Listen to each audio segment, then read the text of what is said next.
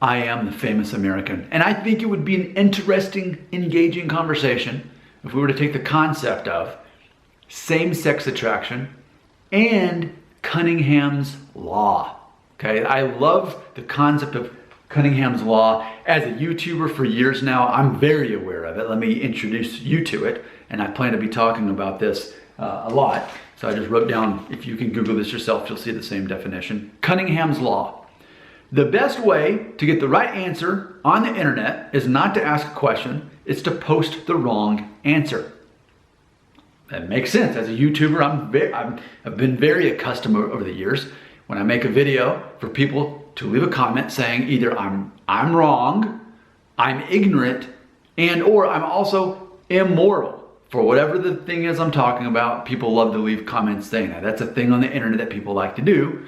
Dale Carnegie would teach that people like to feel that they're right, and that people who try to prove people wrong a lot often don't feel validated. So I can follow all of that. So Cunningham's law. If I really wanted to know the answer to something, ultimately I could just say what might be the answer. And if I'm wrong, enough people will correct me to where we could find what ultimately middle truth is. And that's something I've talked about before in my videos. This is especially living in the United States of America. Here's what we see. We see conservative, we see liberal, and they have their own versions of truth. And I'm not interested in identifying as either. Instead, I want to know what the middle truth is. So let's use the concept of Cunningham's law, middle truth, and same-sex attraction. This is a really fun combo video. So, same-sex attraction. I'm not necessarily saying a person's gay.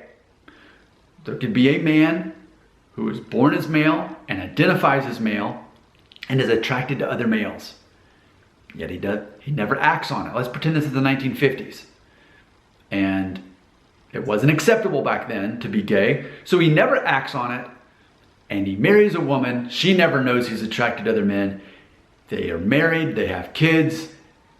And from the outside looking in, he's living a completely, normal life for the 1950s, even though he's attracted to other men. So same-sex attraction doesn't necessarily mean you act on anything, but you're physically attracted to other men. Most people don't know what that's like. Most people are attracted to the other gender. So, but some people have same-sex attraction. Doesn't necessarily make them gay the way I see it. Okay, so there's our starter. Now let's get to the actual content of this video.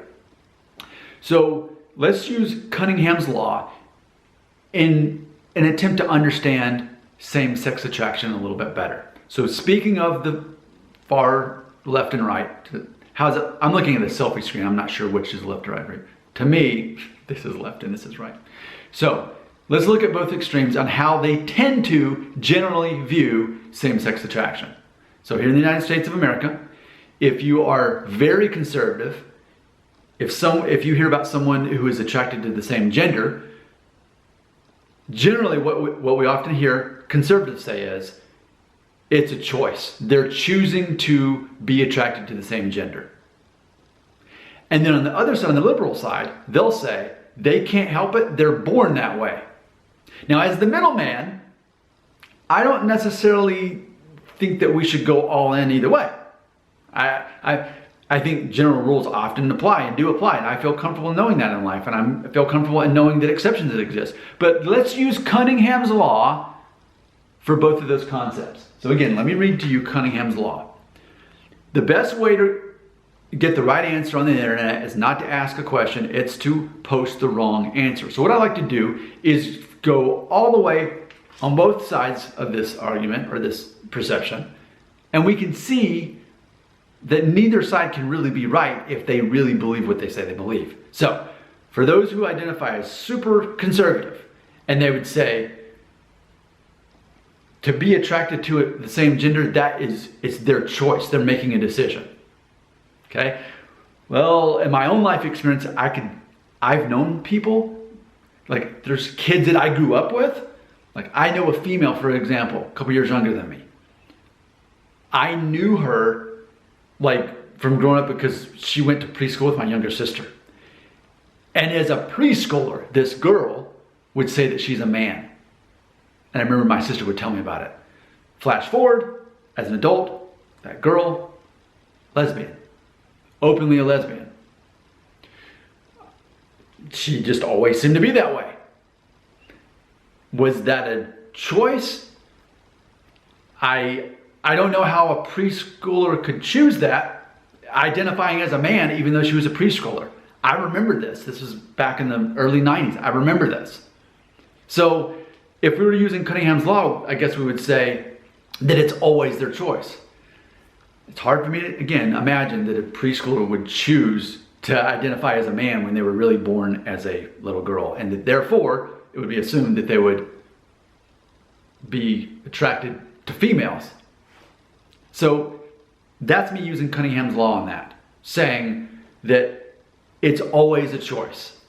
Stories like that confuse me on how that could be true. But let's look at the liberal side of things. Let's look at this concept that they can't help it, they're born that way. Well, here's the problem with that.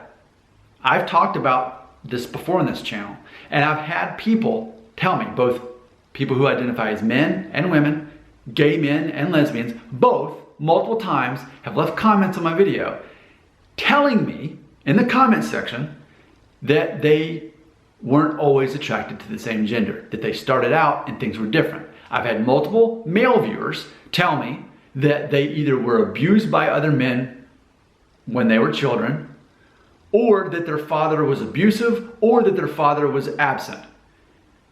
And even though they were attracted to girls when they were young, by the time they were teenagers or early 20s, they began being attracted to other men.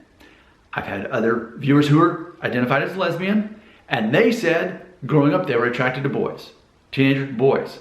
But then they were abused by a man, and in a sense of a defense mechanism, they didn't want anything to do with men. They wanted to be with a woman instead. It was a defense mechanism. Now, I'm not here to say that that's always the case, that that's always why people are attracted to the same gender or specifically not attracted to gender. I'm not here to say that. But we can't say that all people who are attracted to the same gender were born that way. That wouldn't be true. There's exceptions that people who left comments here. And even when I watched a documentary about the comedian Tig Notaro, her wife now, and here's a quote from her that's mentioned in that documentary that I watched. Quote, "I was so into Tig and I was falling in love with her and I didn't know how to identify it because I thought I was straight." So she had said that in there, that she had dated men. And then when she met Tig, she fell in love with her. So she was never attracted to women. She said that in the documentary that I watched on Tig. So clearly we can't say that all people who are attracted to the same gender were born that way. That's not true. At the same time, can we say that it's always a choice?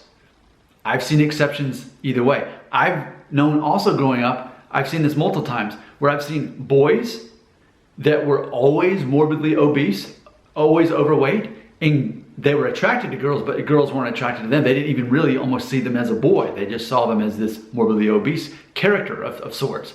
And as those boys grew up, they identified as gay and were attracted to men, because ultimately what I saw, what I perceived in multiple times, is that they identified more with being attracted to men because girls didn't see them as attractive. Now, again, let's be comfortable with, let me close this video by saying there's something also called survivorship bias. The logical error of concentrating on the people or things that made it past some selection process and overlooking those that did not. So to be sure, as a human being, I've got to the place in life where I'm comfortable with knowing that general rules do exist, because we need to learn something from those general rules.